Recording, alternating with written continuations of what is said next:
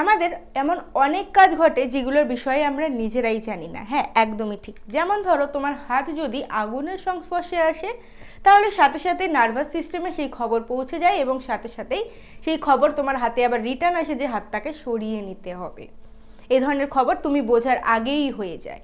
জানো কি এই ধরনের কাজকে কি বলে? একে বলে প্রতিবর্ত ক্রিয়া। যে ক্ষেত্রে প্রাণীদেহে যেসব কাজ হঠাৎ ঘটে, মস্তিষ্ক কোনো নিয়ন্ত্রণের আন্ডারে থাকে না। যেমন ধরো, তুমি ফুচকা দেখছো, ফুচকা দেখলে সেই খবর মাথায় গেল এবং ফুচকা দেখার পর তুমি সেটা হাত দিয়ে খেলে। যখন চোখ দিয়ে দেখলে সেটাকে বলবো গ্রাহক, অর্থাৎ গ্রহণ করলো। এরপর যখন নার্ভাস অবধি পৌঁছালো তাকে বলবো অন্তর্বাহী স্নায়ু। পৌঁছালো কোথায়? স্নায়ু কেন্দ্রে। সেখান থেকে খবর বেরালো বহিঃস্নায়ুর মাধ্যমে এবং কারকের কাজ হলো কাজ করা, অর্থাৎ ফুচকা খাওয়া। এই ফুল প্রসিডিওরের মাধ্যমে প্রতিবর্ত ক্রিয়া ঘটে থাকে।